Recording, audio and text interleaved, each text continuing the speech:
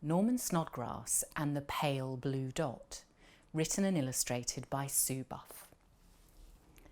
Far away, on a planet that's green, lives the funniest creature you've ever seen. His ears are pointy. His nose is odd too. And by the way, did I mention he's blue? His belly is round. His toes are too long. He's called Norman Snodgrass, and here's his friend Spong. One day, Norman woke saying, "I've an idea. Let's hop on a rocket and get out of here. A change would be good. A short holiday. I'll pack us some snacks to eat on the way." Spong bounced up and down and licked Norman's face. "I'll take that as yes. Let's blast off into space." They climbed in the rocket. 5, 4, 3, 2, 1. They left the green planet and soon reached the sun. Faster and faster past comets and stars, they looked out of the window and there they saw Mars. "Oh no," muttered Norman, shaking his head. "That can't be the place. It's dusty and red. This planet's too dry and covered in rocks. If we landed down there, I'd have to wear socks. There must be a spot, not too cold or too hot. Wait, what's over there? That pale blue dot." Closer and closer, the dot grew and grew until forests and mountains and seas came in view. Norman clapped his blue hands and Spong trilled with glee. "That must be the Earth. Let's go down and see." Norman slowed down the spaceship. It swooped through the air. "That looks a good landing site just over there." They stopped with a bump on a soft grassy patch. Spong ran round and round and Norm opened the hatch. "This planet is stunning," sighed Norman in awe. Beyond the green grass was a beautiful shore. "Let's go for a paddle. I'll dip my long toes." Spong purred his agreement and licked Norman's nose. The water was lovely. Small fish swam and played. Norman waded out further, a little afraid. And then, from the sea, there came a strange sound, a deep, tuneful song which rumbled around.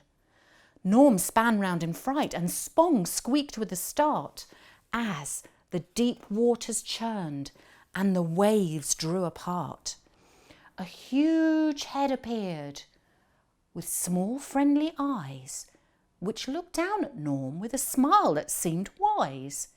It had massive grey fins and a ginormous tail. "Hello," said the creature. "I'm Monty the Whale." "Oh," gasped Norman, "how do you do? I'm Norman, here's Spong. We're so pleased to meet you. We're visiting Earth for a short holiday. What a beautiful planet. We can't wait to stay." But the great whale sighed and wiped a small tear. "Not everything is as it should be down here. The oceans that used to be cool and fantastic are getting too warm and drowning in plastic. My friends in the sea are eating their fill, thinking it's food. It's making them ill." "That's awful," said Norman, and Spong looked quite sad. "Whoever would want to do something so bad?" The whale's great fin pointed back to the land, where an old plastic bag drifted past on the sand. "The humans that live here are full of inventions and think that they act with the best of intentions.